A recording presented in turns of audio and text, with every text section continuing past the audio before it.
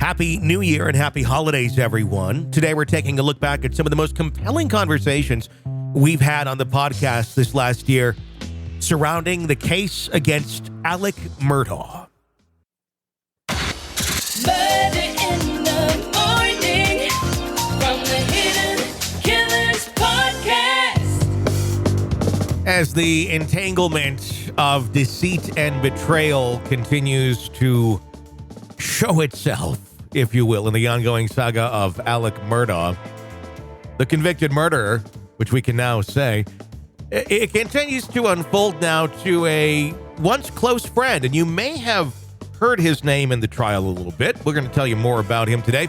He is Corey Fleming, and his role in this is quite twisted and relates to the estate of Gloria Satterfield, which is, as you are aware, quite another dark turn in this. We'll talk about that whole story in here in just a moment. The thing is, Fleming, he has admitted guilt in the grand conspiracy. Fleming, who is 54 years old, has acknowledged that he played a critical role in the assisting of Murdaugh in the misappropriation of over $4 million in funds that were intended to be a wrongful death settlement for the family of Gloria Satterfield, the late housekeeper of Alex Murdaugh. This is really a big lesson in, like who you keep as friends and what they can do to you if you continue to associate with them, I guess.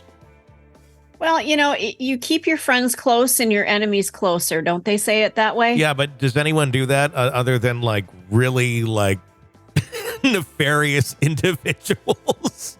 I will be very honest. My husband uses that motto all the time, but he works in the legal field, so he understands how relationships work and how you can use them to your advantage. So I guess if you're doing things that you shouldn't be doing and you've got people around you that are also lending themselves to helping you do those things, to me, it makes sense. Hey, I've got this thing. I can get you in on some money. You in?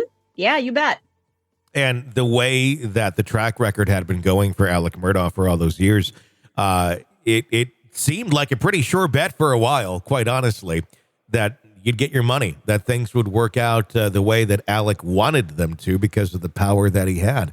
Murdaugh, just a few months after taking out a house insurance policy, devised a plan to exploit the untimely death of his 57-year-old housekeeper in 2018. Through a plot laden with duplicity, Murdaugh persuaded Satterfield's grieving sons to initiate a lawsuit against him, claiming that their mother's death was a result of his negligence. Who says I want to be sued? Well, the whole purpose is so he didn't have to pay the money himself, and it would go straight to an insurance company, and so he could control the whole narrative, if you will. However, the intent never really was to pay anyone. It was to, sue me and then tell them that it didn't work out and keep the money. The lawsuit aimed to leverage the insurance money, specifically designed to address the wrongful death situations, much to the obliviousness of the Satterfield sons. This is where Corey Fleming, the personal injury attorney, comes into the picture. Murdaugh brought him on board to represent Satterfield's son in the lawsuit. So Murdaugh literally says to them, hey, I want you to sue me, and I got a guy who can do all this. We can walk through it together. We'll make it all work. And that's where he brings Corey Fleming in. Leveraging his professional experience, Fleming successfully secured a $4.3 million settlement from the insurance company. However, instead of this windfall making its way to the deserving hands of the Satterfield boys, a grave injustice occurred. Fleming and Murdaugh pocketed the entire sum, dividing it between them. All the while, they wove that web of deceit, assuring the Satterfield sons that the settlement was yet to be reached. It takes time. Harsh reality of the fraud evidently compelled Satterfield's son to engage with new attorneys, thinking this might not be all it seems to be. In a twist of fate, they managed to secure a substantial $7.5 million due to the fraudulent handling of that initial settlement. Can you imagine finding that out? You're dealing with the death of your mom, and these people are just swindling you? Well, and not only that, it wasn't just hey, we found a way to make some money off of somebody's untimely death.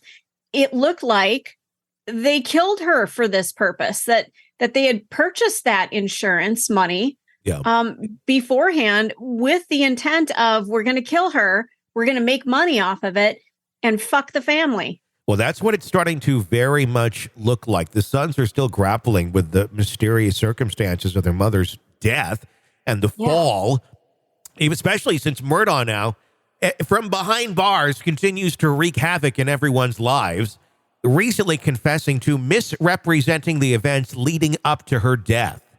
Jeez. Isn't he just a peach? A law enforcement agency in South Carolina is currently investigating the I can't ever say this word, peculiarities. There we go. Yeah. I got a new word in today surrounding Satterfield's demise. Now, they don't take Alec for being a credible witness in any way, shape, or form. I should say that. But it appears that Alec is trying to screw people over from behind bars because the insurance company now says, oh, this was fraudulent. Well, then you need to pay us back that money. And Alec is saying, well, it was for them. So they got all this money. They did not get that money from. They didn't get the money from that settlement. It was not from those coffers at all.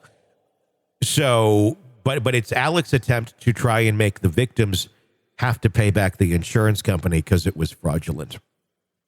How? Yeah, he just keeps crapping on everybody, doesn't he? You know, you think he's evil with what we knew so far. I mean, he really gets into being evil. It's not just dumb and greedy and ignorant. He's evil. I mean, this is very evil type things to do to anyone. The related development that goes on along with this, Nautilus Insurance took that legal action against Murdaugh and Fleming in May of 2022. They allege that the pair orchestrated the sophisticated lie around Satterfield's death, all to establish liability and receive that payout. Corey Fleming now finds himself at the mercy of the court, facing the prospect of up to 5 years in prison, along with a $250,000 fine. Seems like it should be more. He's going to lose his law license too. So everything that he worked for, he's about to lose it. Shouldn't Corey Fleming be getting more than a $250,000 fine? Shouldn't it be like you have to pay back the 2.5 or whatever that it's split out to be? You would think so. And whatever the I can't think, the law board goes after him with as well. Well, he already fines. Yeah. Well, he's already lost he can't practice anymore. Yeah. Well, good. Murdaugh's legal team seems confident on this one, expressing expectations that the charges will be resolved rapidly and possibly without a trial, which means Murdaugh may plead guilty to this one. I mean, at this point, what does it even matter? Well, and that's the thing. He's going to be spending so much time in prison. Why don't you just fess up to all the shit that you've done in your life? You know, at least let some people start to heal. Why don't you tell the truth about everything? Well, that is exactly right. Now, will someone like Alex Murdaugh do that? No, I don't think he's capable, honestly, of doing that. And quite honestly, if he's in solitary confinement, which he is, and he says he absolutely hates, he's going to be looking for any which way to get a day out of that cell. Going to court, going for that car ride, all of that is, oh my gosh, just probably the best damn thing in the world right now to him, and will be for the rest of his life. So having 100 plus other charges now pending against him, it may be time to start either making up crimes that you did or saying some things were crimes, because those will all get you tickets to the courthouse for a new ride. And you got nothing maybe to lose. A Subway sandwich for lunch, Exactly. Other than that, I mean, that's all he has at this point. So I would not be surprised if we continue to see him trying to shit on everybody else that's out there, really for his own enjoyment of leaving the cell. I think that's really what it's going to start coming down to, is how do I get out of here and get that always delicious, finely aged, chicken-like thing from Subway. Murder in the morning from the Hidden Killers podcast. I kid Subway. I do eat there at times. Notice I didn't say like, but I do eat there at times. And I don't know. I mean, when you get the chicken breast, I don't know what the hell that is. That doesn't look like a chicken breast. Sometimes it doesn't feel like chicken. It looks like a chicken. I don't know. I don't know what it is. Anyway, Chicken pudding. that would be a chicken pudding. New chicken pudding at the Subway. It's kind of like what the chicken salad is, though. Sometimes. All right. If you like the podcast, be sure to press subscribe wherever you download it, so you don't miss any of our episodes and get an ad-free experience through Apple Podcasts. Sign up there right now. For Stacy, I'm Tony. Stay with us.